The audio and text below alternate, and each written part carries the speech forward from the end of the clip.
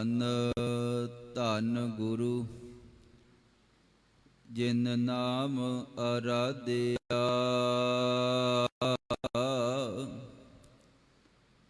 ਆਪ ਤਰਿਆ ਜਿਨੀ ਡਿਠਾ ਤਿਨਾ ਲਏ ਛਡਾਏ।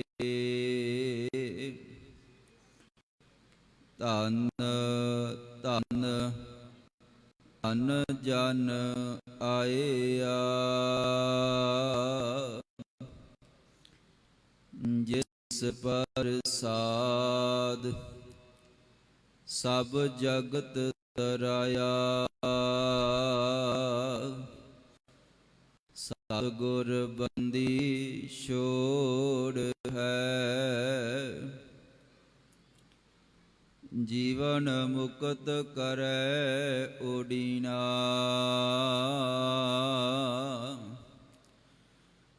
ਗੁਰਮੁਖ ਮਨ ਆਪਤੀਜ ਪਤੀਨਾ। ਗੁਰਮੁਖ ਮਨ ਆਪਤੀਜ ਪਤੀਨਾ।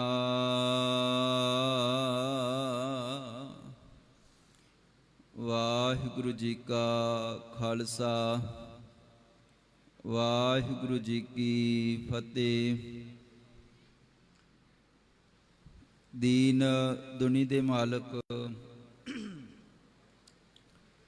ਸਾਹਿਬ ਏ ਕਮਾਲ ਵਾਲੀਏ ਕੁਲ ਆਲਮ ਸਤਿਗੁਰੂ ਸਾਹਿਬ ਸ੍ਰੀ ਗੁਰੂ ਗ੍ਰੰਥ ਸਾਹਿਬ ਜੀ, ਤਿਨਾਂ ਦੀ ਮੁਕੱਦਸ ਪਵਿੱਤਰ ਬਾਰਗਾਹ ਅੰਦਰ ਗੁਰਦੁਆਰਾ ਦਾਤਾ ਬੰਦੀ ਛੋੜ ਕਿਲਾ ਗਵਾਲੀਅਰ ਮੱਧ ਪ੍ਰਦੇਸ਼ ਦੀ ਇਹ ਧਰਤੀ, ਜਿੱਥੇ ਆਪ ਸਮੂਹ ਸੰਗਤ ਬੜੇ ਹੀ ਪ੍ਰੇਮ ਸਹਿਤ ਬੰਦੀ ਛੋੜ ਦਾਤੇ ਦਾ ਪ੍ਰਕਾਸ਼ ਪੁਰਬ ਮਨਾ ਰਹੇ ਹੋ। ਇਸ ਧਰਤੀ ਦੇ ਨਾਲ ਛੇਵੇਂ ਪਾਤਸ਼ਾਹ ਜੀ ਦਾ ਗਹਿਰਾ ਵੱਡਾ ਸੰਬੰਧ ਹੈ, ਇਤਿਹਾਸ ਹੈ। ਇਸ ਕਰਕੇ ਸਾਡਾ ਚਾਹੇ ਬਾਕੀ ਗੁਰੂ ਸਾਹਿਬਾਨਾਂ ਦੇ ਵੀ ਪ੍ਰਕਾਸ਼ ਪੁਰਬ ਗੁਰਪੁਰਬ ਸੁੰਦਰ ਢੰਗ ਦੇ ਨਾਲ ਮਨਾਉਂਦੇ ਵੀ ਆ, ਮਨਾਉਣੇ ਚਾਹੀਦੇ ਵੀ ਹਨ,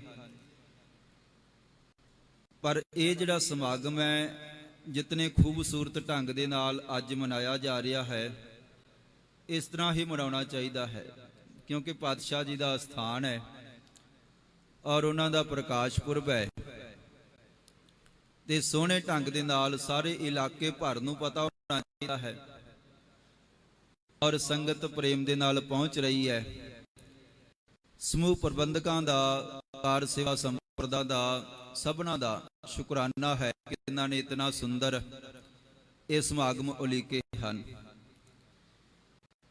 ਸੋ ਉਹ ਸਤਿਗੁਰੂ ਜੀ ਰਹਿਮਤ ਕਰਨ, ਕਿਰਪਾ ਕਰਨ, ਜਿਸ ਪਾਤਸ਼ਾਹ ਜੀ ਦਾ ਪ੍ਰਕਾਸ਼ ਪੁਰਬ ਹੈ, ਉਹਨਾਂ ਦੇ ਜੀਵਨ ਦੇ ਵਿੱਚੋਂ ਕੁਝ ਬਚਨ ਜਿਹੜੇ ਹਨ ਸਰਵਣ ਕਰਦੇ ਆ। ਤੇ ਪ੍ਰੇਮ ਸਹਿਤ ਜਿਤਨੀ ਵੀ ਸੰਗਤ, ਥੱਲੇ ਬਹੁਤ ਵੱਡੀ ਗਿਣਤੀ ਦੇ ਵਿੱਚ ਸੰਗਤ ਹੈ ਔਰ ਪ੍ਰਕਾਸ਼ ਪੁਰਬ ਹੋਣ ਕਰਕੇ, ਖੁਸ਼ੀ ਦਾ ਸਮਾਂ ਹੋਣ ਕਰਕੇ ਸੋਹਣੇ ਬਹੁਤ ਮਿੱਠੇ ਠੰਡੇ ਜਲ ਪਾਣੀ ਵੀ ਚੱਲ ਰਹੇ ਹਨ, ਪਕਵਾਨ ਵੀ ਚੱਲ ਰਹੇ ਹਨ। ਸੰਗਤ ਨੂੰ ਬੇਨਤੀ ਹੈ ਕਿ ਉੱਥੇ ਵੀ ਸੰਗਤ ਵੱਡੀ ਗਿਣਤੀ ਦੇ ਵਿੱਚ ਹੈ। ਇਹ ਸ਼ਬਦ ਦਾ ਲੰਗਰ, ਗੁਰੂ ਕੇ ਚਰਨਾਂ ਦੇ ਵਿੱਚ ਇਤਿਹਾਸ ਲੰਗਰ, ਗੁਰੂ ਕੇ ਬਚਨਾਂ ਦਾ ਲੰਗਰ ਜਿਹੜਾ ਹੈ ਆਰੰਭ ਹੋਇਆ ਹੈ। ਗੁਰੂ ਕੇ ਦਰਸ਼ਨ ਦੀਦਾਰ, ਸਤ ਸੰਗਤ, ਇਹ ਜਿਹੜਾ ਲੰਗਰ ਹੈ, ਲੰਗਰ ਚੱਲੈ ਗੁਰ ਸ਼ਬਦ ਹਰ, ਇਹ ਜਿਹੜਾ ਸ਼ਬਦ ਦਾ ਲੰਗਰ ਹੈ, ਸਮੂਹ ਸੰਗਤ ਨੂੰ ਬੇਨਤੀ ਹੈ ਜਿੱਥੇ ਜਿੱਥੇ ਆਵਾਜ਼ ਪਹੁੰਚ ਰਹੀ ਹੈ ਕਿ ਭਾਈ ਗੁਰੂ ਕੇ ਸ਼ਬਦ ਦਾ ਲੰਗਰ, ਗੁਰ ਇਤਿਹਾਸ ਦਾ ਕੋਈ ਨਾ ਕੋਈ ਬਚਨ, ਗੁਰੂ का ਸ਼ਬਦ ਜ਼ਰੂਰ ਨਾਲ ਲੈ ਕੇ ਆਪ ਜਾਣਾ ਹੈ। ਇਸ ਕਰਕੇ ਸਾਰਿਆਂ ਨੂੰ ਬੇਨਤੀ ਹੈ ਕਿ ਕੋਸ਼ਿਸ਼ ਕਰਿਓ ਕਿ ਜਿਤਨਾ ਕੋ ਸਮਾਂ ਅਸੀਂ ਇੱਥੇ ਪਹੁੰਚੇ ਆ, ਜ਼ਿਆਦਾ ਸਮਾਂ ਗੁਰੂ ਕੇ ਚਰਨਾਂ ਦੇ ਵਿੱਚ ਗੁਜ਼ਰੇ, ਜ਼ਿਆਦਾ ਸਮਾਂ ਗੁਰੂ ਕੇ ਚਰਨਾਂ ਦੇ ਵਿੱਚ ਲੰਘੇ। ਇਹ ਭਾਵਨਾ ਹੋਣੀ ਚਾਹੀਦੀ ਹੈ ਸਾਡੀ। ਸੋ ਸਤਿਗੁਰੂ ਜੀ ਰਹਿਮਤ ਕਰਨ। ਗੁਰੂ का तक वचन है कि भाई एक गुरु के चरना तो सही चंद लाल जी कहन लगे कि भाई तमाम दौलत आए बायक निगाहे बख्शंद, बैठो तो सही सारे तरह के पदार्थ भावना इन्हां गुरु तुहाडी झोली दे विच पा देगा जे तुसीं भावना दे नाल गुरु के चरना दे विच आओगे। आउंदे तां आपां सारे आ, पर भावना दे नाल आउण वाले गुरु के सत संगी जिहड़े हन, सेवादार जिहड़े हन, वो विरले हन। ते जे बहुतियां दे अंदर शरधा भावना पैदा हो जावे, चाह पैदा हो जावे, गुरु नूं समर्पित हो जाइए तो बहुत वड्डी गल है। ते सतगुरु जी वचन करते हैं कि भाई उन्होंने तो किसी चीज़ की कमी नहीं है, घाट नहीं है, जिन्हां दे अंदर भावना है, शरधा है। एक बारी सारी संगत गुर इतिहास दे नाल जुड़न तो पहला अदब सहित फतेह दी सांझ पाओ जी। वाहिगुरु जी का खालसा, वाहिगुरु जी की फतेह। एक धन साहिब पातशाह धन गुरु गोबिंद सिंह जी हन, जिन्हां दा इतिहास नूं जदों आपां विद्वान वाचदे आ ते बड़े वखरे जे ढंग दे नाल वाचिया जांदा है, क्योंकि जिहड़े उन्हां दे कारनामे हन, जो कुर्बानियां होईयां हन, वो होर किसी दुनिया के इतिहास दे विच नहीं लभदियां। ते गुरमुखो एक छेवें पातशाह धन गुरु हरगोबिंद साहिब जी हन। मन विच विचार आ रहा सीगा जदों असीं किताबां ते झात मारदे आ, दुनिया दे होर जिहड़े योधे होए हन उन्हां नूं देखदे आ, धार्मिक पैगंबर संत महात्मा महापुरुषां नूं देखदे आ, ते छेवें पातशाह धन गुरु हरगोबिंद साहिब जी का भी इतिहास नवेकला है, वखरा है। ये आपां कुछ विचारां सरवण करते हैं। जैसे पहले भी ना कई बारी जदों किसी ने सच बोलिया है, धर्म के रस्ते ते चले हैं, तो पहला भी कई बारी उन्होंने सरकारे दरबार दे विच सद्दिया गया है, उन्हों की विरोधता हुई है। जिन्हें भी संत महात्मा महापुरुष जगत के विच होए, काफ़ी पिछे चले जाइए ना, यूनान का एक बहुत वड्डा सुंदर पैगंबर सीगा जिन्हों आपां शुकरात कहने आ। शुकरात उन्हें बुत पूजा की विरोधता की, सरकार नूं मंजूर ना होया, चंगा ना लगा, क्योंकि सदियां तो जिहड़ी चीज़ चलती आ रही है उन्होंने इकदम कंडम करना, खत्म करना बहुत औखा हुंदा। जदों ने सच की गल की ते उन्होंने पकड़िया गया। तुसीं हुण ये देखना कि छेवें पातशाह जी का इतिहास कितना वखरा है बाकी दुनिया के इतिहास के नालों। शुकरात नूं सद्दिया गया ते गुरमुखो की होया, उन्हें सच वास्ते धर्म वास्ते अपनी कुर्बानी दिती है, शहादत दिती है। शुकरात ने वो दुश्मनों के अगे झुकिया नहीं सीगा, उन्हें सच की आवाज़ बुलंद की, जहर का प्याला पिला करके उन्होंने शहीद कर दिता गया। ते चलो शहीद हो गया, पर सिख इतिहास का ते छेवें पातशाह जी का वखरता कित्थे है, तुसीं थोड़ा जिहा समझण दा यतन करना। भाई गुरदास जी ने एक वचन किया ना कि दल भंजन गुर सूरमा वड जोधा बहु पारे उपकारी। वो वड्डे योधे सन, वखरे सन, वो भाषा सन, वो दुनिया के बाकी पैगंबरां दे नाल अलग सन। छेवें पातशाह धन गुरु हरगोबिंद साहिब जी गुरमुखो किवें हुण शुकरात शहीद होया है, ते जदों तक बंदे वो सीगा सार दे विच बड़े बड़े लोग बड़े मगर चलण वाले सन, पर जदों उन्होंने शहीद किया गया, बाकियां ने सोचिया जे शुकरात का यह हल किया है, जे असी भी यह हल करते रहे तो सानू भी कानून सद लिया जाएगा, तो सानू भी मार दिता जाएगा, शहीद कर दिता जाएगा। इस करके वड्डी गिनती के जिहड़े उन्होंने मनण वाले लोग सन, उन्होंने बाद विच कुछ विचारधारा शुकरात वाली सी उन्होंने छड्डता कि नहीं भाई छड्डो खैड़ा, जे इस रस्ते ते चलिया शहीदी मिलती है, मौत मिलती है, तो आप गल के की लेना, छड्डो खैड़ा। नहीं बाद विच चले। मैं इतिहास पढ़ रहा सीगा, शुकरात जदों शहीद किया गया तो बहुत लंबा समा वो जिहड़ी विचारधारा है, किसी ने वो झंडा नहीं चुकिया, उन्होंने लगातार अगे कंटिन्यू नहीं किया। पंचम पातशाह धन गुरु अर्जन देव जी शहीद होए, ਫਰਕ ਇੱਥੇ ਹੈ ਕਿ ਗੁਰੂ ਸ਼ਹੀਦ ਹੋਏ ਪੰਚਮ ਪਾਤਸ਼ਾਹ, ਪਰ ਉਹੀ ਜਿਹੜੀ ਸੱਚ ਦੀ ਆਵਾਜ਼ ਹੈ ਛੇਵੇਂ ਪਾਤਸ਼ਾਹ ਜੀ ਅੱਗੇ ਲੈ ਕੇ ਗਏ, ਪਰ ਬਾਕੀਆਂ ਦੇ ਪੈਗੰਬਰ ਨਹੀਂ ਲੈ ਕੇ ਗਏ। ਹੁਣ ਮਨਸੂਰ ਹੈ, ਮਨਸੂਰ ਸ਼ਹੀਦ ਹੋਇਆ, ਸ਼ੁਕਰਾਤ ਦੀ ਗੱਲ ਕੀਤੀ ਹੈ, ਮਨਸੂਰ ਦੀ ਗੱਲ ਕਰਦੇ ਆ, ਉਹ ਵੀ ਸ਼ਹੀਦ ਹੋਇਆ। ਵੀ ਬ੍ਰਹਮ ਅਹੰ ਬ੍ਰਹਮ ਅਸਮੀ ਦਾ ਨਾਰਾ ਦਿੱਤਾ, ਉਹਦੇ ਤੋਂ ਬਾਅਦ ਵੀ ਕਾਫੀ ਦਮਾ ਸ਼ਾਂਤੀ ਬਣ ਗਈ, ਲੋਕ ਚੁੱਪ ਕਰਕੇ ਬੈਠ ਗਏ ਕਿ ਜੇ ਮਨਸੂਰ ਨੂੰ ਰਸਤੇ ਵਿੱਚ ਬਿਠਾ ਕਰਕੇ ਰੋੜੇ ਮਾਰ ਮਾਰ ਕੇ ਮਾਰ ਦਿੱਤਾ ਗਿਆ ਹੈ, ਰਸਤੇ ਦੇ ਰੋੜੇ ਮਾਰ ਮਾਰ ਕੇ ਮਾਰਦਾ ਗਿਆ ਸੀਗਾ, ਤੇ ਸ਼ੁਕਰਾਤ ਤੋਂ ਬਾਅਦ ਮਾਫ ਕਰਨਾ ਮਨਸੂਰ ਤੋਂ ਬਾਅਦ ਉਹਦੀ ਵਿਚਾਰਧਾਰਾ ਵੀ ਕੋਈ ਲੈ ਕੇ ਅੱਗੇ ਨਹੀਂ ਚੱਲਿਆ ਕਿ ਇਹ ਤੇ ਮੌਤ ਮਿਲਦੀ ਹੈ, ਭਾਈ ਕੀ ਲੈਣਾ ਹੈ, ਘਰਾਂ ਦੇ ਵਿੱਚ ਬੈਠੀਏ, ਸਾਨੂੰ ਪਤਾ ਮਾਰ ਮਾਰ ਕੇ ਰਸਤੇ ਦੇ ਵਿੱਚ ਬਿਠਾ ਕੇ ਮਾਰ ਦੇਣਗੇ, ਛੱਡੋ ਖੈੜਾ। ਯਿਸੂ ਮਸੀਹ ਚੱਲੇ, ਯਿਸੂ ਮਸੀਹ ਚੇਲੇ ਸਨ, ਨਾਲ ਪਿੱਛੇ ਸੂਲੀ ਤੇ ਚੜ੍ਹ ਸ਼ਹੀਦ ਕਰ ਦਿੱਤਾ ਗਿਆ, ਚੇਲਿਆਂ ਨੇ ਬਾਅਦ ਚੱਕ ਨਹੀਂ ਜਾ, ਉਹ 13 ਦੇ 13 ਅੱਜ ਤੱਕ 13 ਸ਼ਬਦ ਸਹੀ ਧਰਮ ਦੇ ਵਿੱਚ ਬੜਾ ਬੁਰਾ ਮੰਨਿਆ ਗਿਆ। ਗੁਰਮੁਖੋ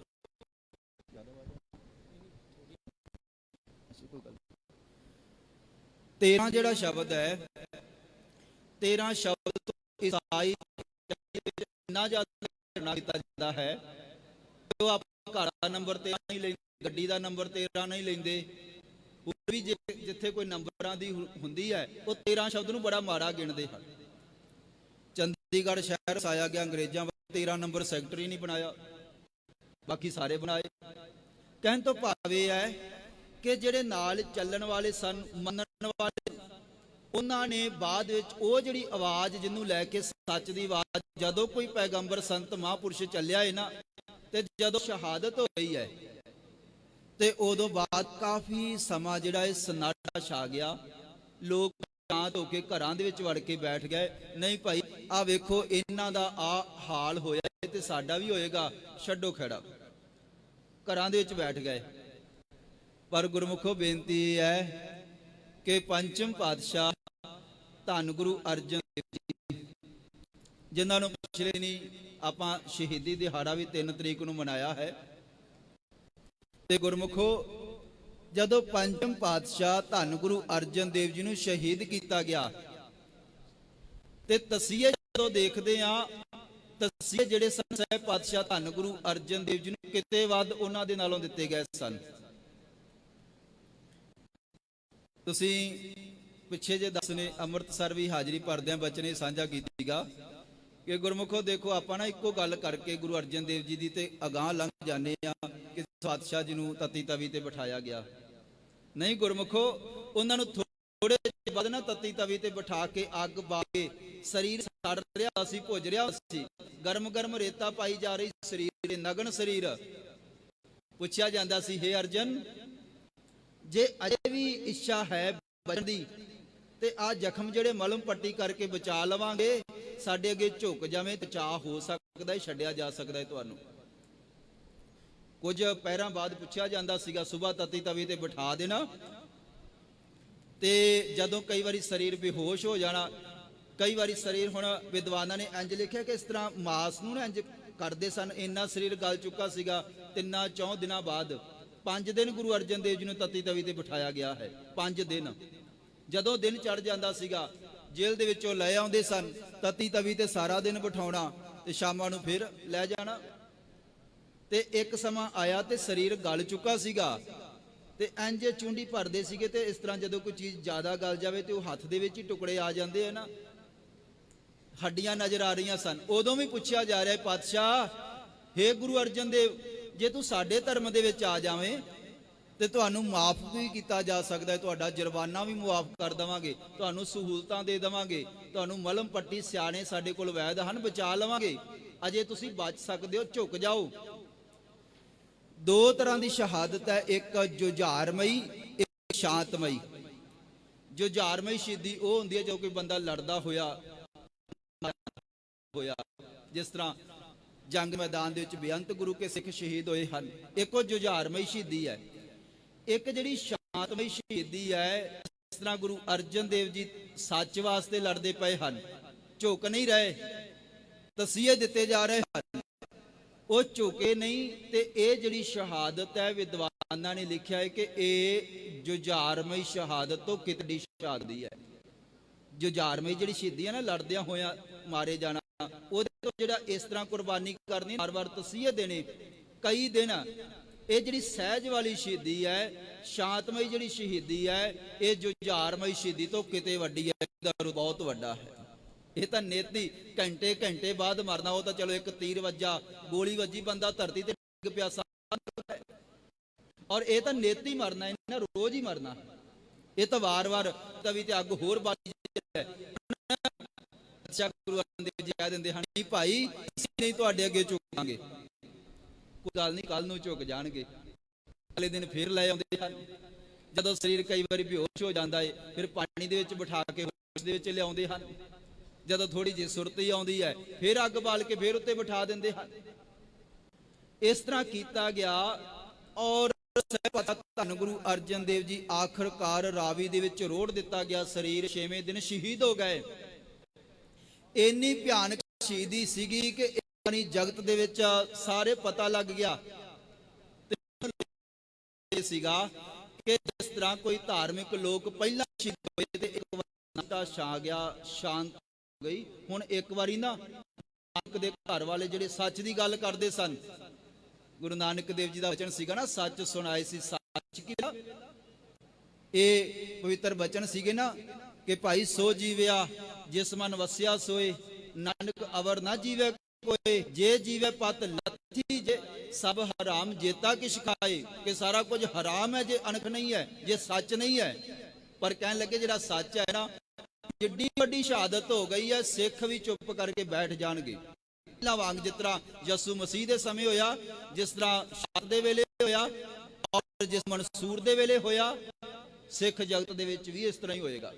ਪਰ ਗੁਰਮੁਖੋ, ਮੈਂ ਬਚਨ ਸਾਂਝਾ ਇਹ ਕਰ ਰਿਹਾ ਸੀਗਾ, ਸਿੱਖ ਇਤਿਹਾਸ ਵੱਖਰਾ ਹੈ। ਇੱਥੇ ਇਸ ਤਰ੍ਹਾਂ ਨਹੀਂ ਹੋਇਆ ਕਿ ਜੇ ਗੁਰੂ ਅਰਜਨ ਦੇਵ ਜੀ ਨੂੰ ਸ਼ਹੀਦ ਕੀਤਾ ਗਿਆ ਤੇ ਬਾਕੀ ਜਿਹੜੇ ਗੁਰੂ ਸਾਨੂੰ ਚੁੱਪ ਕਰਕੇ ਬੈਠ ਜਾਂਦੇ, ਨਹੀਂ। ਇੱਥੇ ਵੱਖਰਤਾ ਇਹ ਹੋਈ ਹੈ ਕਿ 6ਵੇਂ ਪਾਤਸ਼ਾਹ ਧੰਨ ਗੁਰੂ ਹਰਗੋਬਿੰਦ ਸਾਹਿਬ ਜੀ, ਜਿਨ੍ਹਾਂ ਦਾ ਅੱਜ ਆਪਾਂ ਪ੍ਰਕਾਸ਼ ਪੁਰਬ ਮਨਾ ਰਹੇ ਹਾਂ, ਗਰੀਬ ਨਿਵਾਜ ਵੱਡੇ ਗੁਰੂ, ਭਾਰੀ ਗੁਰੂ, ਵੱਖਰੇ ਗੁਰੂ ਜਗਤ ਦੇ ਵਿੱਚ ਇਸ ਕਰਕੇ ਹਨ, ਉਹਨਾਂ ਦਾ ਇਤਿਹਾਸ ਵੱਖਰਾ ਇਸ ਕਰਕੇ ਹੈ। ਹੁਣ ਉਸ ਵੇਲੇ ਦੋ ਰਸਤੇ ਸਨ ਜਦੋਂ ਗੁਰੂ ਅਰਜਨ ਦੇਵ ਜੀ ਨੂੰ ਸ਼ਹੀਦ ਕਰ ਦਿੱਤਾ ਗਿਆ। ਇੱਕ ਤਾਂ ਰਸਤਾ ਇਹ ਸੀਗਾ ਕਿ ਜਿਸ ਤਰ੍ਹਾਂ ਬਾਕੀ ਪੈਗੰਬਰ ਸ਼ਹੀਦ ਹੋਏ ਹਨ, ਉਹਨਾਂ ਦੇ ਲੋਕ ਚੁੱਪ ਕਰਕੇ ਅੰਦਰਾਂ 'ਚ ਵੜ ਕੇ ਬੈਠ ਗਏ, ਸਰਕਾਰ ਦੇ ਅੱਗੇ ਝੁਕ ਗਏ। ਇੱਥੇ ਵੀ ਜਾਂ ਤਾਂ ਇਸ ਤਰ੍ਹਾਂ ਇਹ ਰਸਤਾ ਸੀਗਾ ਕਿ ਗੁਰੂ ਹਰਗੋਬਿੰਦ ਸਾਹਿਬ ਜੀ ਅੰਦਰ ਵੜ ਕੇ ਬੈਠ ਜਾਂਦੇ, ਸਰਕਾਰ ਜੋ ਕਹਿੰਦੀ ਹੈ ਠੀਕ ਹੈ, ਆਪਣੇ ਚੇਲਿਆਂ ਨੂੰ ਕਹਿੰਦੇ ਕਿ ਤੁਸੀਂ ਸ਼ਾਂਤ ਰਹੋ। ਇੱਕ ਤਾਂ ਇਹ ਰਸਤਾ ਸੀਗਾ।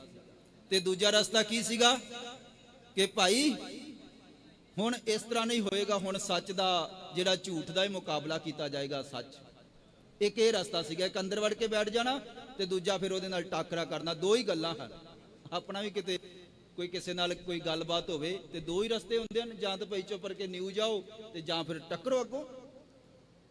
ਹੁਣ ਗੱਲ ਇਹ ਹੈ, ਇੱਕ ਪਾਸੇ ਬਾਦਸ਼ਾਹ ਹੈ, ਇੱਕ ਪਾਸੇ ਬਹੁਤ ਵੱਡੀ ਫੌਜ ਹੈ ਔਰ ਵਿਰਾਸਤੀ ਫੌਜ ਹੈ ਬੜੇ ਚਿਰਾਂ ਤੋਂ, ਤੇ ਇੱਕ ਪਾਸੇ ਉਹ ਮੰਡਲੀ ਹੈ, ਉਹ ਇੱਕ ਸੰਪਰਦਾ ਹੈ, ਉਹ ਧਰਮ ਹੈ, ਉਹ ਲੋਕ ਹਨ ਜਿਨ੍ਹਾਂ ਨੇ ਕੇਵਲ ਰਬਾਬ ਵਜਾਈ ਹੈ, ਕੀਰਤਨ ਕੀਤਾ ਹੈ, ਸੇਵਾ ਕੀਤੀ ਹੈ, ਜਗਤ ਨੂੰ ਪਿਆਰ ਦਾ ਉਪਦੇਸ਼ ਦਿੱਤਾ ਹੈ। ਸਾਹਿਬ ਪਾਤਸ਼ਾਹ ਧੰਨ ਗੁਰੂ ਹਰਗੋਬਿੰਦ ਸਾਹਿਬ ਜੀ ਉਸ ਵੇਲੇ ਫਿਰ ਸਤਿਗੁਰੂ ਧੰਨ ਗੁਰੂ ਹਰਗੋਬਿੰਦ ਸਾਹਿਬ ਜੀ ਨੇ ਬਚਨ ਕੀਤਾ, ਕਹਿਣ ਲੱਗੇ ਸਿੱਖੋ ਖਿਆਲ ਕਰਨਾ, ਜਦੋਂ ਗੁਰੂ ਅਰਜਨ ਦੇਵ ਜੀ ਦੀ ਸ਼ਹਾਦਤ ਹੋਈ ਹੈ, 6ਵੇਂ ਪਾਤਸ਼ਾਹ ਧੰਨ ਗੁਰੂ ਹਰਗੋਬਿੰਦ ਸਾਹਿਬ ਜੀ ਕੇਵਲ 11 ਕੁ ਸਾਲ ਦੇ ਸਨ। 11 ਕੁ ਸਾਲ ਦੇ। ਏਡੀ ਛੋਟੀ ਉਮਰ ਹੈ ਤੇ ਏਡੀ ਵੱਡੀ ਸੋਚ ਹੈ, ਇੰਨੀ ਵੱਡੀ ਅੰਦਰ ਵੀਰਤਾ ਹੈ, ਇੰਨੀ ਉੱਚੀ ਦੇਖੋ, ਇੰਨੀ ਵੱਡੀ ਬਹਾਦਰੀ ਹੈ ਸਾਹਿਬ ਪਾਤਸ਼ਾਹ ਧੰਨ ਗੁਰੂ ਹਰਗੋਬਿੰਦ ਸਾਹਿਬ ਜੀ ਦੇ ਅੰਦਰ। ਕਹਿਣ ਲੱਗੇ ਸਿੱਖਾਂ ਨੂੰ ਇਕੱਠ ਕੀਤਾ, ਭਾਈ ਤੁਸੀਂ ਗੁਰੂ ਨਾਨਕ ਦੇਵ ਜੀ ਦੇ ਵੇਲੇ ਤੋਂ ਬੜੀਆਂ ਸੋਹਣੀਆਂ ਖੂਬਸੂਰਤ ਭੇਟਾਵਾਂ ਗੁਰੂ ਘਰ ਦੇ ਵਿੱਚ ਆਪਣੇ ਇਲਾਕੇ ਤੋਂ ਸੋਹਣੇ ਸੋਹਣੇ ਬਸਤਰ, ਸੋਹਣੇ ਸੋਹਣੇ ਛਕਣ ਵਾਲੇ ਪਦਾਰਥ, ਬੇਅੰਤ ਮਾਇਆ, ਦਸਵੰਧ ਆਪਣੀ ਕਿਰਤ ਕਮਾਈ ਲਿਆ ਕੇ ਇੱਥੇ ਢੇਰ ਲਗਾਉਂਦੇ ਹੋ, ਅੰਬਾਰ ਲਗਾਉਂਦੇ ਹੋ, ਕਿਸੇ ਚੀਜ਼ ਦੀ ਕਮੀ ਨਹੀਂ ਹੈ ਗੁਰੂ ਘਰ ਦੇ ਵਿੱਚ। ਪਰ ਛੇਵੇਂ ਪਾਤਸ਼ਾਹ ਜੀ ਨੇ ਬਚਨ ਕੀਤਾ, ਕਹਿਣ ਲੱਗੇ ਭਾਈ ਹੁਣ ਗੱਲ ਇਹ ਹੈ, ਗੱਲ ਆ ਗਈ ਹੈ ਅਣਖ ਦੀ, ਗੱਲ ਆ ਗਈ ਹੈ ਸੱਚ ਦੀ। ਗੁਰੂ ਅਰਜਨ ਦੇਵ ਜੀ ਨੂੰ ਵੀ ਆਖਿਆ ਸੀਗਾ, ਕਹਿਣ ਲੱਗੇ ਭਾਈ ਇਹ ਪਾਤਸ਼ਾਹ ਜੇ ਤੁਸੀਂ ਇਹ ਗੱਲ ਆਪਣੀ ਤੋਂ ਪਿੱਛੇ ਹਟ ਜਾਓ ਤੇ ਤੁਹਾਡਾ ਬਚਾਅ ਹੋ ਸਕਦਾ ਹੈ। ਗੁਰੂ ਅਰਜਨ ਦੇਵ ਜੀ ਨੇ ਬਚਨ ਕੀਤਾ ਸੀ, ਕਹਿਣ ਲੱਗੇ ਭਾਈ ਸੱਚ ਨੂੰ ਜੇ ਕਿਤੇ ਅਸੀਂ ਛੱਡ ਦਿੱਤਾ ਨਾ, ਸੱਚ ਨੂੰ, ਅਸੀਂ ਸੱਚ ਵਾਸਤੇ ਲਾਹੌਰ ਚੱਲ ਕੇ ਆਏ ਆ, ਤਤੀ ਤਵੀ ਤੇ ਬੈਠੇ ਹੋਏ ਆ, ਜੇ ਅਸੀਂ ਤੁਹਾਡੇ ਅੱਗੇ ਝੁਕ ਗਏ ਆਉਣ ਵਾਲੇ ਸਮੇਂ ਦੇ ਵਿੱਚ ਫਿਰ ਸੱਚ ਦਾ ਝੰਡਾ ਅੱਗੇ ਲੈ ਕੇ ਕੌਣ ਚੱਲੇਗਾ? ਸੱਚ ਹਮੇਸ਼ਾ ਵਾਸਤੇ ਦਫਨ ਹੋ ਜਾਏਗਾ, ਸੱਚ ਖਤਮ ਹੋ ਜਾਏਗਾ, ਝੂਠ ਦਾ ਬੋਲਬਾਲਾ ਹੋਏਗਾ। ਤੇ ਪਾਤਸ਼ਾਹ ਧੰਨ ਗੁਰੂ ਅਰਜਨ ਦੇਵ ਜੀ ਨੇ ਬਚਨ ਕੀਤਾ ਸੀਗਾ, ਕਹਿਣ ਲੱਗੇ ਸੱਚ ਨੂੰ ਜਿਉਂਦਾ ਰੱਖਣਾ ਹੈ, ਸੱਚ ਨੂੰ ਉੱਚਾ ਰੱਖਣਾ ਹੈ। ਇਹ ਸਰੀਰ ਭਾਵੇਂ ਹੋਰ ਪਿਘਲ ਜਾਵੇ, ਹੋਰ ਗਲ ਜਾਵੇ, ਹੋਰ ਸੜ ਜਾਵੇ,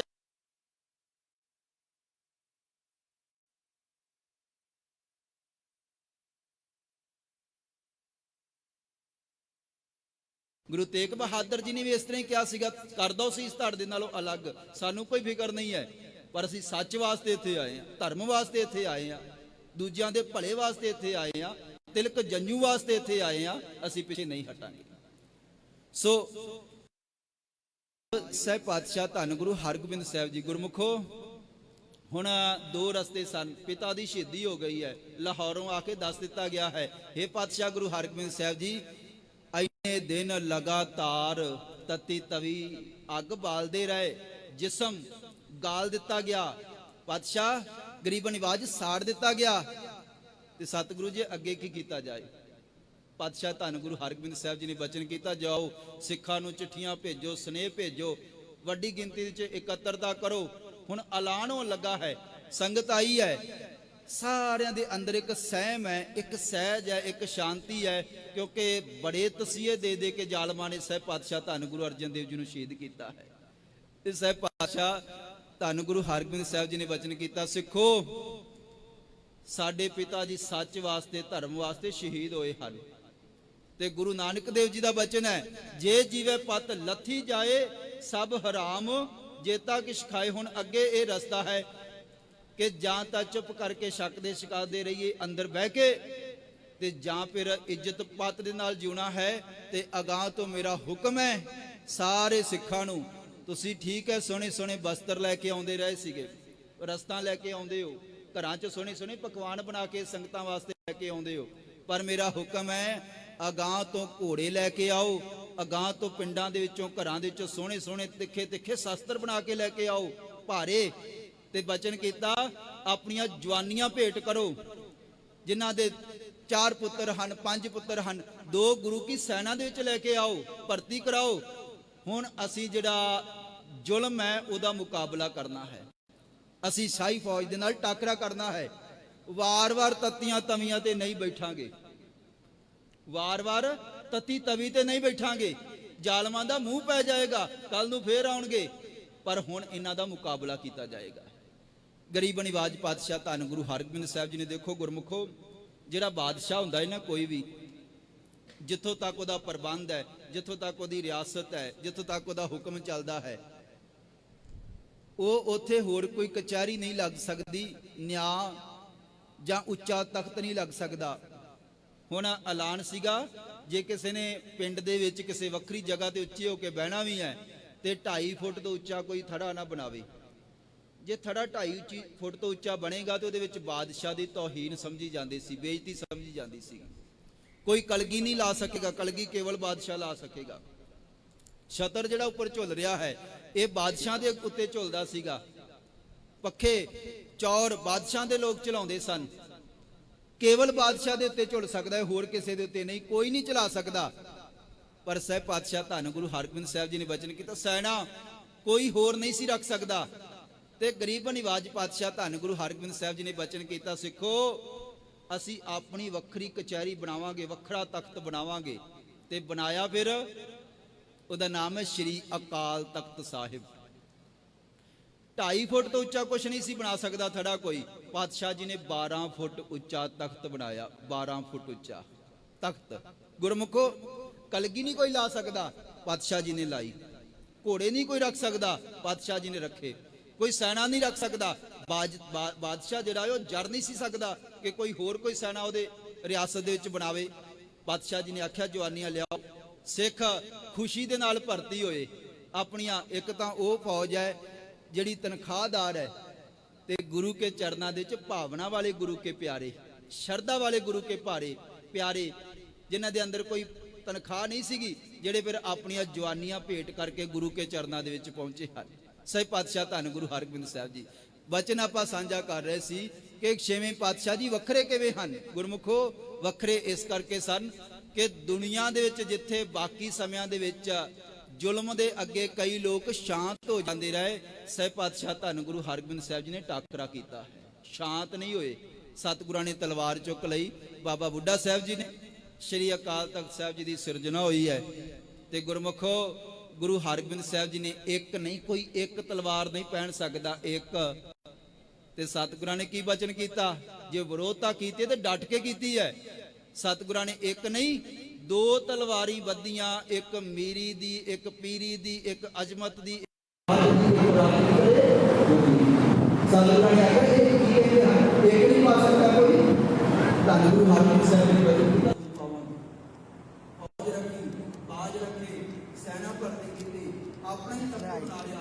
ਕਹਿਣ ਲੱਗੇ ਅੱਜ ਤੋਂ ਜਿਹੜੇ ਨਿਆਂ ਹਨ, ਜਿਹੜੇ ਕੇਸ ਹਨ, ਜਿਹੜੇ ਕੋਈ ਦੇਖੋ ਫੈਸਲੇ ਹੋਣੇ ਹਨ, ਉਹ ਅੱਜ ਤੋਂ ਅਗਾਂਹ ਇੱਥੇ ਹੋਇਆ ਕਰਨਗੇ ਸ਼੍ਰੀ ਅੰਮ੍ਰਿਤਸਰ ਸ਼੍ਰੀ ਅਕਾਲ ਤਖਤ ਸਾਹਿਬ ਜੀ ਦੇ ਸਾਹਮਣੇ। ਜਦੋਂ ਇਹ ਸਾਰਾ ਕੁਝ ਹੋ ਗਿਆ ਨਾ ਗੁਰਮੁਖੋ, ਜਦੋਂ ਸੈਨਾ ਵੀ ਰੱਖੀ ਗਈ, ਤਖਤ ਵੀ ਬਣ ਗਿਆ, ਕਲਗੀਆਂ ਵੀ ਲੱਗ ਗਈਆਂ, ਸ਼ਸਤਰ ਵੀ ਪਹਿਨ ਲਏ, ਬਹੁਤ ਵੱਡੀ ਸੈਨਾ ਭਰਤੀ ਹੋ ਗਈ ਹੈ।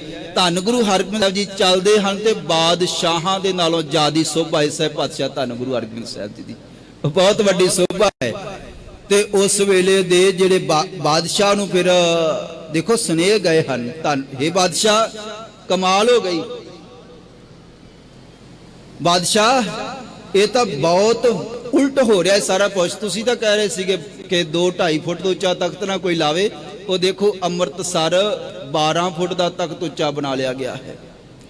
ਬਹੁਤ ਵੱਡੀ ਸੈਨਾ ਉਹਨਾਂ ਨੇ ਭਰਤੀ ਕਰ ਲਈ ਹੈ। ਤੇ ਗੁਰਮੁਖੋ ਫਿਰ ਉਸ ਵੇਲੇ ਜਹਾਂਗੀਰ ਨੂੰ ਜਦੋਂ ਇਹ ਸਾਰੀਆਂ ਚੀਜ਼ਾਂ ਦੀ ਖਬਰ ਪਹੁੰਚੀ ਤੇ ਉਹਦੇ ਕੋਲੋਂ ਸਹਾਰ ਨਾ ਹੋਇਆ, ਸਹਿ ਨਾ ਹੋਇਆ, ਫਿਰ ਉਹ ਵੀ ਕਈ ਤਰ੍ਹਾਂ ਦੇ ਬਹਾਨੇ ਲੱਭਣ ਲੱਗ ਪਿਆ ਗਰੀਬ ਨਿਵਾਜ ਸਾਹਿਬ ਪਾਤਸ਼ਾਹ ਧੰਨ ਗੁਰੂ ਹਰਗੋਬਿੰਦ ਸਾਹਿਬ ਜੀ ਨੂੰ ਗ੍ਰਿਫਤਾਰ ਕਰਨ ਦੇ।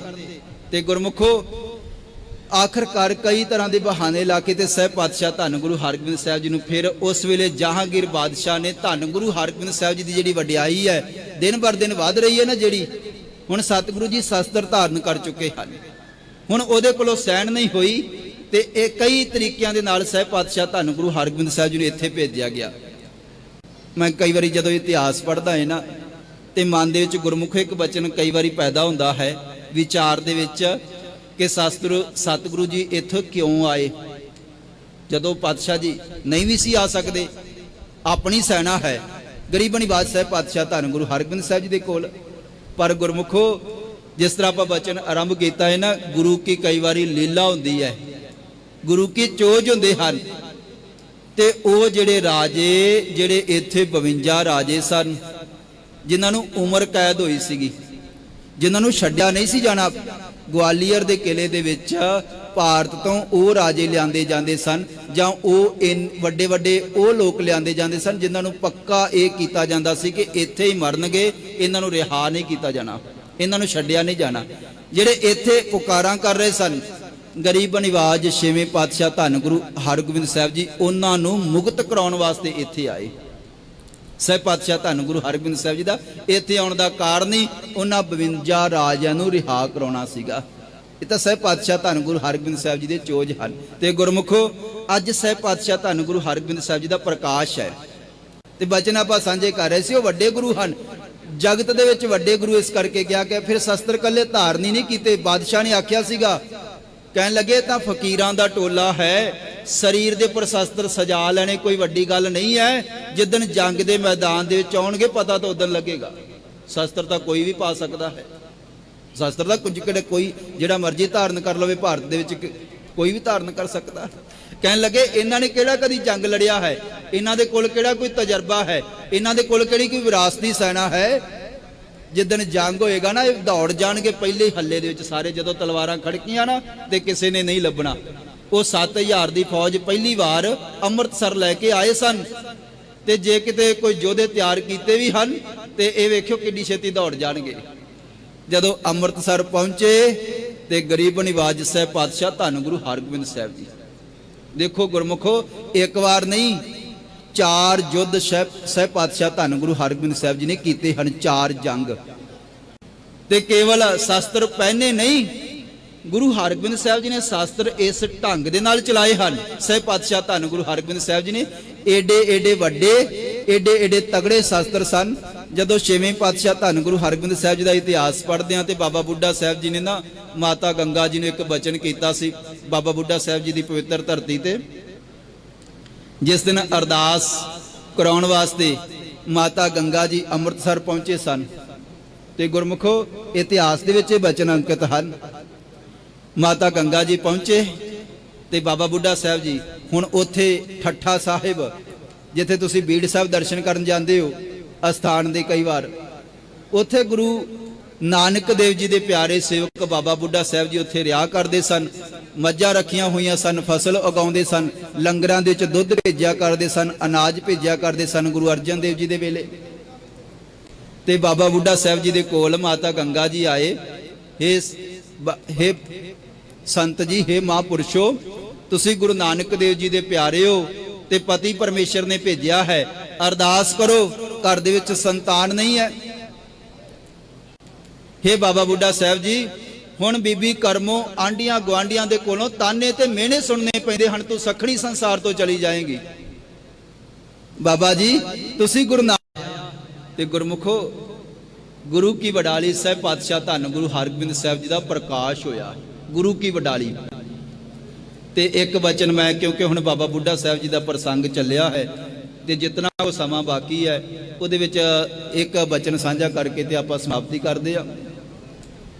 ਜਦੋਂ ਗੁਰੂ ਕੀ ਵਡਾਲੀ 6ਵੇਂ ਪਾਤਸ਼ਾਹ ਧੰਨ ਗੁਰੂ ਹਰਗੋਬਿੰਦ ਸਾਹਿਬ ਜੀ ਦਾ ਪ੍ਰਕਾਸ਼ ਹੋਇਆ ਇਹਨਾਂ ਤੇ ਗੁਰੂ ਅਰਜਨ ਦੇਵ ਜੀ ਦੇ ਕੋਲ ਸੁਨੇਹਾ ਪਹੁੰਚਿਆ, ਪਾਤਸ਼ਾਹ ਮਾਲਕ ਨੇ ਕਿਰਪਾ ਕੀਤੀ ਹੈ, ਪੁੱਤਰ ਦੀ ਦਾਤ ਬਖਸ਼ੀ ਹੈ। ਤੇ 6ਵੇਂ ਪਾਤਸ਼ਾਹ ਜੀ ਗਰੀਬ ਨਿਵਾਜ ਗੁਰੂ ਅਰਜਨ ਦੇਵ ਜੀ ਪੰਚਮ ਗੁਰਦੇਵ ਚੱਲ ਕੇ ਨਾ ਤੇ ਘਰ ਵਿੱਚ ਪਹੁੰਚੇ ਗੁਰੂ ਕੀ ਵਡਾਲੀ। ਜੇ ਬੱਕ ਨੂੰ ਲਿਆ ਤੇ ਕਹਿਣ ਲੱਗੇ, ਜਾਓ ਬਾਬਾ ਬੁੱਢਾ ਸਾਹਿਬ ਜੀ ਨੂੰ ਲੈ ਕੇ ਆਓ। ਸੇਵਕ ਭੇਜੇ, ਉਹ ਬੀੜ ਸਾਹਿਬ ਗਏ ਬਾਬਾ ਬੁੱਢਾ ਸਾਹਿਬ ਜੀ ਦੇ ਕੋਲ, ਕਹਿਣ ਲੱਗੇ ਘਰ ਦੇ ਵਿੱਚ ਤੁਹਾਡੇ ਬਚਨ ਅਟਲ ਹੋਏ ਹਨ, ਅਰਦਾਸ ਕੀਤੀ ਹੋਈ ਸਫਲ ਹੋਈ ਹੈ, ਮਾਲਕ ਨੇ ਦਾਤ ਬਖਸ਼ੀ ਹੈ, ਚਲੋ ਪੰਚਮ ਪਾਤਸ਼ਾਹ ਜੀ ਨੇ ਤੁਹਾਨੂੰ ਯਾਦ ਕੀਤਾ ਹੈ। ਬਾਬਾ ਬੁੱਢਾ ਸਾਹਿਬ ਜੀ ਚੱਲ ਕੇ ਆਏ ਤੇ ਗਰੀਬ ਨਿਵਾਜ ਸਾਹਿਬ ਪਾਤਸ਼ਾਹ ਧੰਨ ਗੁਰੂ ਅਰਜਨ ਦੇਵ ਜੀ ਵੀ ਉੱਥੇ ਮੌਜੂਦ ਹਨ। ਤੇ ਗੁਰੂ ਅਰਜਨ ਦੇਵ ਜੀ ਨੇ ਨਾ ਬੜੇ ਪਿਆਰ ਦੇ ਨਾਲ ਬਾਲਕ ਨੂੰ ਹੱਥਾਂ ਦੇ ਵਿੱਚ ਲਿਆ ਤੇ ਬਾਬਾ ਬੁੱਢਾ ਸਾਹਿਬ ਜੀ ਦੀ ਝੋਲੀ ਦੇ ਵਿੱਚ ਰੱਖ ਦਿੱਤਾ। 6ਵੇਂ ਪਾਤਸ਼ਾਹ ਜੀ ਨੂੰ ਬਾਬਾ ਬੁੱਢਾ ਸਾਹਿਬ ਜੀ ਦੀ ਝੋਲੀ 'ਚ ਰੱਖ ਦਿੱਤਾ। ਕਹਿਣ ਲੱਗੇ, ਬਾਬਾ ਬੁੱਢਾ ਸਾਹਿਬ ਜੀ ਤੁਸੀਂ ਗੁਰੂ ਨਾਨਕ ਦੇਵ ਜੀ ਦੇ ਸੇਵਕ ਹੋ, ਏਡੀ ਵੱਡੀ ਤੁਹਾਡੀ ਸੇਵਾ ਹੈ।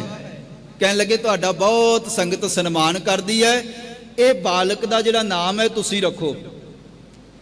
ਤੇ ਗੁਰਮੁਖੋ, ਉਸ ਵੇਲੇ ਨਾ ਬਾਬਾ ਬੁੱਢਾ ਸਾਹਿਬ ਜੀ ਬੜੇ ਖੁਸ਼ ਹਨ, ਪ੍ਰਸੰਨ ਹਨ, ਮਾਲਕ ਨੇ ਦਾਤ ਬਖਸ਼ੀ ਹੈ ਪੁੱਤਰ ਦੀ ਗੁਰਦੇਵ ਪਿਤਾ ਜੀ ਨੂੰ। ਤੇ ਬਾਬਾ ਬੁੱਢਾ ਸਾਹਿਬ ਜੀ ਨਾ ਇਸ ਤਰ੍ਹਾਂ ਬਾਲਕ ਗੁਰੂ ਹਰਗੋਬਿੰਦ ਸਾਹਿਬ ਜੀ ਦੇ ਦਰਸ਼ਨ ਕਰਦੇ ਪਏ ਹਨ, ਨਾਮ ਅਜੇ ਨਹੀਂ ਰੱਖਿਆ। ਤੇ ਜਿਹੜਾ ਬ੍ਰਹਮ ਗਿਆਨੀ ਹੁੰਦਾ ਹੈ ਨਾ, ਉਹ ਸਰਬ ਕਾ ਗਿਆਤਾ ਹੁੰਦਾ ਹੈ, ਉਹਨੂੰ ਸਾਰਾ ਕੁਝ ਪਤਾ ਹੁੰਦਾ ਹੈ, ਪਹਿਲਾਂ ਕੀ ਹੋਇਆ ਹੈ, ਆਉਣ ਵਾਲੇ ਸਮੇਂ ਦੇ ਵਿੱਚ ਕੀ ਹੋਣਾ ਹੈ। ਤੇ ਬਾਬਾ ਬੁੱਢਾ ਸਾਹਿਬ ਜੀ ਜਾਣਦੇ ਸਨ, ਇਹ ਜਿਹੜੇ ਬਾਲਕ ਹਨ ਅੱਜ ਭਾਵੇਂ ਕੁਝ ਦਿਨਾਂ ਦੇ ਹਨ, ਪਰ ਆਉਣ ਵਾਲੇ ਸਮੇਂ ਦੇ ਵਿੱਚ ਇਹਨਾਂ ਨੇ ਭਾਰੀ ਗੁਰੂ ਬਣਨਾ ਹੈ, ਵੱਡੇ ਗੁਰੂ ਬਣਨਾ ਹੈ, ਇਹਨਾਂ ਦਾ ਜਗਤ ਦੇ ਵਿੱਚ ਨਾਮ ਹੋਣਾ ਹੈ। ਇਹਨਾਂ ਵਰਗੇ ਕੋਈ ਸੂਰਮੇ ਨਹੀਂ ਹੋਣੇ, ਔਰ ਇਹਨਾਂ ਦੇ ਵਰਗੇ ਕੋਈ ਪਰਉਪਕਾਰੀ ਵੱਡੇ ਯੋਧੇ ਵੀ ਨਹੀਂ ਹੋਣੇ। ਗੁਰੂ ਹਰਗੋਬਿੰਦ ਸਾਹਿਬ ਜੀ ਦਾ ਕੱਲਾ ਵੀਰ ਰਸੀ ਸਰੂਪ ਆਪਾਂ ਕਈ ਵਾਰੀ ਜ਼ਿਆਦਾ ਵਿਖਿਆਨ ਕਰਦੇ ਆ, ਪਰ ਉਹ ਪਰਉਪਕਾਰੀ ਵੀ ਬਹੁਤ ਵੱਡੇ ਸਨ। ਗਰੀਬ ਨਿਵਾਜ ਸਤਿਗੁਰੂ ਜੀ ਮੁਕਤੀ ਦੇ ਦਾਤੇ ਹਨ। ਬੇਅੰਤ ਸੇਵਕਾਂ ਨੂੰ ਉਹਨਾਂ ਨੇ ਦਰਸ਼ਨ ਦੇ ਦੇ ਕੇ ਨਗਰਾਂ ਦੇ ਵਿੱਚ ਜਾ ਕੇ ਉਹਨਾਂ ਦੀਆਂ ਅਰਦਾਸਾਂ ਪਹੁੰਚਦੀਆਂ ਤੇ ਜਾ ਕੇ ਨਿਹਾਲ ਕਰਦੇ ਰਹੇ ਹਨ, ਉਹਨਾਂ ਦਾ ਜੀਵਨ ਸਵਾਰਦੇ ਰਹੇ ਹਨ। ਤੇ 6ਵੇਂ ਪਾਤਸ਼ਾਹ ਧੰਨ ਗੁਰੂ ਹਰਗੋਬਿੰਦ ਸਾਹਿਬ ਜੀ ਨੇ ਜਦੋਂ ਦਰਸ਼ਨ ਕੀਤੇ ਤੇ ਮੈਨੂੰ ਇੰਜ ਲੱਗਦਾ ਕਿ ਸਾਰਾ ਕੁਝ ਜਾਣ ਗਏ ਹੋਣਗੇ ਕਿ ਇਹ ਜਿਹੜਾ ਬਾਲਕ ਹੈ ਨਾ, ਜਿਨ੍ਹਾਂ ਨੇ 5 ਗੁਰੂਆਂ ਦੀ ਲਗਾਤਾਰ ਸੇਵਾ ਕੀਤੀ ਹੈ, ਦਰਸ਼ਨ ਕੀਤੇ ਹਨ।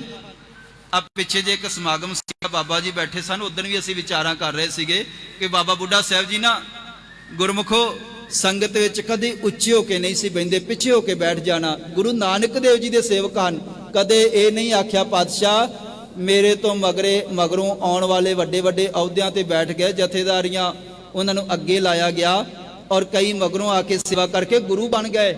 ਭਾਈ ਲਹਿਣਾ ਜੀ ਵਰਗੇ, ਗੁਰੂ ਅਮਰਦਾਸ ਜੀ ਵਰਗੇ ਬੇਅੰਤ ਐਸੇ ਜਿਹੜੇ ਗੁਰੂ ਬਣ ਗਏ, ਮਗਰੋਂ ਆਏ ਸਨ। ਬਾਬਾ ਬੁੱਢਾ ਸਾਹਿਬ ਜੀ ਤਾਂ ਗੁਰੂ ਨਾਨਕ ਦੇਵ ਜੀ ਦੇ ਵੇਲੇ ਦੇ ਸੇਵਕ ਸਨ ਨਾ। ਕਦੇ ਮਨ ਦੇ ਵਿੱਚ ਰੰਚਕ ਮਾਤਰ ਵੀ ਇਹ ਜਿਹੜਾ ਹੈ ਇਹ ਵਿਕਾਰ ਨਹੀਂ ਆਇਆ, ਲੋਭ ਨਹੀਂ ਆਇਆ, ਮੋਹ ਨਹੀਂ ਆਇਆ। ਜਿਹੜਾ ਸੇਵਕ ਹੈ ਨਾ, ਗੁਰਬਾਣੀ ਦੇ ਵਿੱਚ ਸ਼ਬਦ ਵੀ ਹੈ, ਮਾਨ ਮੋਹ ਅਰ ਲੋਭ ਵਿਕਾਰਾ ਬੀਓ ਚੀਤ ਨਾ ਘਾਲਿਓ, ਨਾਮ ਰਤਨ ਗੁਣਾ ਹਰ ਬਣ ਜੇ ਲਾਦ ਵਖਰ ਲੈ ਚਾਲਿਓ, ਸੇਵਕ ਕੀ ਓੜਕ ਨਿਭੀ ਪ੍ਰੀਤ, ਜੀਵਤ ਸਾਹਿਬ ਸੇਵਿਓ ਆਪਣਾ ਚਲਤੇ ਰਾਖਿਓ ਚੀਤ। ਉਹਨਾਂ ਦੇ ਅੰਦਰ ਛਿੰਨ ਮਾਤਰ ਰੰਚਕ ਮਾਤਰ ਵੀ ਮੋਹ ਨਹੀਂ ਹੁੰਦਾ, ਜਿਹੜਾ ਬ੍ਰਹਮ ਗਿਆਨੀ ਹੋ ਜਾਵੇ, ਜਿਹੜਾ ਮਾਲਕ ਦੇ ਵਿੱਚ ਇੱਕਮਿਕ ਹੋ ਜਾਵੇ। ਬਾਬਾ ਬੁੱਢਾ ਸਾਹਿਬ ਜੀ ਹੁਣ ਮੋਹ ਨਹੀਂ ਹੈ। ਨਿਮਾਣੇ ਜੇ ਸੇਵਕ ਹਨ ਤੇ ਸੰਗਤ ਦੇ ਵਿੱਚ ਪਿੱਛੇ ਹੋ ਕੇ ਬੈਠਿਆ ਕਰਦੇ ਸਨ। ਗੁਰੂ ਘਰ ਦੀ ਮਰਿਆਦਾ ਦਾ ਧਿਆਨ ਰੱਖਣਾ, ਇੱਕ ਇੱਕ ਚੀਜ਼ ਦਾ ਧਿਆਨ ਰੱਖਣਾ। ਗੁਰੂ ਨਾਨਕ ਦੇਵ ਜੀ ਦੇ ਘਰ ਦੇ ਇੱਕ ਨਿਮਾਣੇ ਜੇ ਸੇਵਕ ਵਜੋਂ ਬਾਬਾ ਬੁੱਢਾ ਸਾਹਿਬ ਜੀ ਨੇ ਸੇਵਾ ਕੀਤੀ ਹੈ। ਤੇ ਹੱਥ ਦੇ ਵਿੱਚ ਲਿਆ ਛੇਵੇਂ ਪਾਤਸ਼ਾਹ ਜੀ ਨੂੰ ਤੇ ਦੇਖ ਕੇ ਦਰਸ਼ਨ ਕਰਕੇ ਤੇ ਮਨ ਦੇ ਵਿੱਚ ਵਿਚਾਰ ਇਹ ਵੀ ਆਇਆ ਹੋਏਗਾ, ਇਹਨਾਂ ਨੇ ਜਿੱਥੇ ਬਹੁਤ ਵੱਡੀ ਸੇਵਾ ਕਰਨੀ ਹੈ, ਵੱਡੇ ਵੱਡੇ ਜੰਗ ਕਰਨੇ ਹਨ, ਇੱਕ ਦਿਨ ਇਹ ਵੀ ਆਉਣਾ ਹੈ ਮੇਰਾ ਆ ਜਿਹੜਾ ਜਿਸਮ ਹੈ ਨਾ, ਆ ਸਰੀਰ ਹੈ, ਇਹਨਾਂ ਨੂੰ ਅਗਨ ਭੇਟ ਵੀ ਇਹਨਾਂ ਨੇ ਹੀ ਕਰਨਾ ਹੈ ਜਿਸ ਬਾਲਕ ਨੂੰ ਮੈਂ ਹੱਥ ਦੇ ਵਿੱਚ ਲਿਆ ਹੋਇਆ ਹੈ। ਇਹਨਾਂ ਨੇ ਗੁਰੂ ਬਣਨਾ ਹੈ ਔਰ ਇਹਨਾਂ ਦੇ ਹੱਥਾਂ ਦੇ ਵਿੱਚ ਮੈਂ ਸਰੀਰ ਛੱਡਣਾ ਹੈ, ਇਹਨਾਂ ਦੇ ਚਰਨਾਂ ਦੇ ਵਿੱਚ ਮੈਂ ਸਰੀਰ ਛੱਡਣਾ ਹੈ। ਜਾਣਦੇ ਸਾਂ। ਔਰ ਫਿਰ ਨਾ ਪੰਚਮ ਪਾਤਸ਼ਾਹ ਜੀ ਨੂੰ ਪਤਾ ਕੀ ਆਖਣ ਲੱਗੇ ਬਾਬਾ ਬੁੱਢਾ ਸਾਹਿਬ ਜੀ, ਐ ਬਾਲਕ ਨੂੰ ਹੱਥ ਦੇ ਵਿੱਚ ਵਾਰ-ਵਾਰ ਦੇਖਦੇ ਹਨ, ਮਸਤਕ ਨੂੰ, ਚਿਹਰੇ ਨੂੰ, ਕਹਿਣ ਲੱਗੇ ਹੇ ਗੁਰਦੇਵ ਪਿਤਾ ਪੰਚਮ ਪਾਤਸ਼ਾਹ ਜੀ, ਇਹ ਤਾਂ ਜਿਹੜੇ ਬਾਲਕ ਹਨ ਇਹ ਮੇਰੇ ਹਰੀ ਹਨ, ਇਹ ਮੇਰੇ ਗੋਬਿੰਦ ਹਨ, ਇਸ ਕਰਕੇ ਅੱਜ ਤੋਂ ਇਹਨਾਂ ਦਾ ਨਾਮ ਹੋਏਗਾ ਹਰ ਗੋਬਿੰਦ। ਇਹਨਾਂ ਨੇ ਬਹੁਤ ਵੱਡੇ ਕਾਰਜ ਕਰਦੇ ਹਨ। ਇਹ ਪਾਤਸ਼ਾਹ ਇਹਨਾਂ ਨੇ ਬਹੁਤ ਵੱਡੀਆਂ ਬਰਕਤਾਂ ਨੂੰ ਪ੍ਰਾਪਤ ਕਰਨਾ ਹੈ। ਇਹ ਹਰੀ ਹਨ, ਇਹ ਗੋਬਿੰਦ ਹਨ, ਇਹ ਕੋਈ ਸਧਾਰਨ ਬਾਲਕ ਨਹੀਂ ਹੈ। ਇਸ ਕਰਕੇ ਹਰ ਗੋਬਿੰਦ ਸਾਹਿਬ ਸ੍ਰੀ ਗੁਰੂ ਹਰਗੋਬਿੰਦ ਸਾਹਿਬ ਜੀ, ਇਹ ਜਿਹੜਾ ਨਾਮ ਹੈ ਨਾ, ਇਹ ਵੀ ਬ੍ਰਹਮ ਗਿਆਨੀ ਬਾਬਾ ਬੁੱਢਾ ਸਾਹਿਬ ਜੀ ਨੇ ਧਰਿਆ ਸੀਗਾ, ਰੱਖਿਆ ਸੀਗਾ। ਤੇ ਸੱਚਮੁੱਚ ਜਿਹੜੀ ਗੱਲ ਆਰੰਭ ਕੀਤੀ ਸੀਗੀ ਕਿ ਸੱਚੀ ਉਹ ਵੱਡੇ ਗੁਰੂ ਸਨ, ਉਹਨਾਂ ਦੇ ਕਰਮ ਵੀ ਵੱਡੇ ਸਨ। ਉਹਨਾਂ ਨੇ ਜਿੱਥੇ ਬਾਕੀ ਸ਼ਹੀਦ ਹੁੰਦੇ ਰਹੇ, ਦੁਨੀਆ ਦੇ ਵਿੱਚ ਸ਼ਾਂਤੀ ਪੈਦਾ ਹੋ ਜਾਂਦੀ ਰਹੀ ਕਈ ਸਦੀਆਂ ਤੱਕ, ਪਰ ਜੇ ਪੰਚਮ ਪਾਤਸ਼ਾਹ ਜੀ ਸ਼ਹੀਦ ਹੋਏ, ਉਹਨਾਂ ਨੇ ਫਿਰ ਤਲਵਾਰ ਖੜਕਾਈ ਹੈ, ਜੰਗ ਕੀਤੇ ਹਨ ਤੇ ਜਿੱਤੇ ਹਨ, ਤੇ ਕੌਮ ਦੀ ਧਰਮ ਦੀ ਤਸਵੀਰ ਬਦਲ ਕੇ ਰੱਖ ਦਿੱਤੀ। ਸਹਿਬ ਪਾਤਸ਼ਾਹ ਧੰਨ ਗੁਰੂ ਹਰਗੋਬਿੰਦ ਸਾਹਿਬ ਜੀ ਨੇ, ਉਹ ਵੱਡੇ ਸਨ, ਯੋਧੇ ਸਨ। ਇਸ ਕਰਕੇ ਵੱਡਿਆਂ ਦੇ ਹੀ ਏਡੇ ਖੂਬਸੂਰਤ ਜਿਹੜੇ ਦਿਨ ਉਹ ਮਨਾਏ ਜਾਂਦੇ ਹਨ। ਸਤਿਗੁਰੂ ਧੰਨ ਗੁਰੂ ਹਰਗੋਬਿੰਦ ਸਾਹਿਬ ਜੀ ਦੇ ਪ੍ਰਕਾਸ਼ ਪੁਰਬ ਦੀਆਂ ਆਪ ਸਮੂਹ ਸੰਗਤਾਂ ਨੂੰ ਬਹੁਤ ਬਹੁਤ ਮੁਬਾਰਕਾਂ, ਵਧਾਈਆਂ ਹੋਣ। ਆਓ ਉਹਨਾਂ ਦੇ ਜੀਵਨ ਦੇ ਹੋਰ ਭਾਰੇ ਉਪਕਾਰ ਸਿੰਘ ਸਾਹਿਬ ਜੀ ਪਾਸੋਂ ਸਰਵਣ ਕਰਦੇ ਹਾਂ, ਜਿਨ੍ਹਾਂ ਦੇ ਕੋਲ ਅਥਾਹ ਖਜ਼ਾਨਾ ਹੈ, ਬੇਅੰਤ ਵਿਦਿਆ ਹੈ। ਆਓ ਉਹਨਾਂ ਦੇ ਪਿਆਰੇ ਬਚਨ ਸਰਵਣ ਕਰਦੇ ਹਾਂ। ਸੈਕਟਰੀ ਸਾਹਿਬ ਜੀ ਕੋਲੋਂ ਅਗਲਾ ਪ੍ਰੋਗਰਾਮ ਸਰਵਣ ਕਰੋ। ਹੋਈਆਂ ਬੇਅੰਤ ਪ੍ਰਕਾਰ ਦੀਆਂ ਭੁੱਲਾਂ ਦੀ ਖਿਮਾ। ਆਪ ਸਮੂਹ ਸੰਗਤ ਦਾ ਇੱਕ ਮੈਂ ਧੰਨਵਾਦ ਕਰਨਾ ਹੈ, ਸ਼ੁਕਰਾਨਾ ਕਰਨਾ ਹੈ ਕਿ ਥੱਲੇ ਗੁਰਮਤਿ ਦੀਆਂ ਕਲਾਸਾਂ ਲੱਗੀਆਂ ਤੇ ਬਹੁਤ ਪਿਆਰ ਦੇ ਨਾਲ 150 ਦੇ ਕਰੀਬ ਬੱਚੇ ਤੁਸੀਂ ਪਿੰਡਾਂ ਦੇ ਵਿੱਚੋਂ ਭੇਜਦੇ ਰਹੇ ਹੋ, ਜਿਨ੍ਹਾਂ ਨੇ ਥੋੜੇ ਥੋੜੇ ਦਿਨਾਂ ਦੇ ਵਿੱਚ ਊੜਾ ਐੜਾ ਅੱਖਰ ਸਿੱਖੇ ਔਰ ਫਿਰ ਮੁਹਾਰਨੀ ਸਿੱਖੀ, ਲਗਾ ਮਾਤਰਾ ਸਿੱਖੀਆਂ। ਫਿਰ ਗੁਰ ਇਤਿਹਾਸ ਦਾ ਜਿਹੜਾ ਅਸੀਂ ਸੰਖੇਪ ਜਿਹੜਾ ਇਤਿਹਾਸ ਹੈ, ਮੁੱਖ ਜਿਹੜਾ ਇਤਿਹਾਸ ਹੈ, ਬੱਚਿਆਂ ਨੂੰ ਸਿਖਾਉਂਦੇ ਰਹੇ। ਰਹਿਤ ਮਰਿਆਦਾ ਬਾਰੇ ਦੱਸਿਆ, ਬੜੇ ਪਿਆਰ ਦੇ ਨਾਲ ਬੱਚੇ ਆਉਂਦੇ ਰਹੇ ਔਰ ਕੱਲ ਉਹਨਾਂ ਨੂੰ ਫਿਰ ਸਨਮਾਨਿਤ ਕੀਤਾ ਗਿਆ, ਮੁਕਾਬਲੇ ਕੀਤੇ ਗਏ। ਬੱਚਿਆਂ ਨੇ ਬਹੁਤ ਲਾਹਾ ਪ੍ਰਾਪਤ ਕੀਤਾ ਹੈ। ਅੱਗੇ ਤੋਂ ਵੀ ਜਦੋਂ ਇਸ ਤਰ੍ਹਾਂ ਦਾ ਛੁੱਟੀਆਂ ਦੇ ਵਿੱਚ ਕੋਈ ਪ੍ਰੋਗਰਾਮ ਬਣਦਾ ਹੈ ਤੇ ਆਪ ਸਮੂਹ ਸੰਗਤ ਇਸੇ ਤਰ੍ਹਾਂ ਹੀ ਪ੍ਰੇਮ ਸਹਿਤ ਬੱਚਿਆਂ ਨੂੰ ਭੇਜਿਆ ਕਰੋ। ਕਾਰ ਸੇਵਾ ਦਾ ਇਹ ਵੀ ਬਹੁਤ ਇੱਕ ਸੁੰਦਰ ਉਪਰਾਲਾ ਹੈ। ਬਹੁਤ ਬਹੁਤ ਧੰਨਵਾਦ। ਅਖੀਰ ਦੇ ਵਿੱਚ ਫਤਿਹ ਦੀ ਸਾਂਝ ਕਰੋ ਜੀ। ਵਾਹਿਗੁਰੂ ਜੀ ਕਾ ਖਾਲਸਾ, ਵਾਹਿਗੁਰੂ ਜੀ ਕੀ ਫਤਿਹ।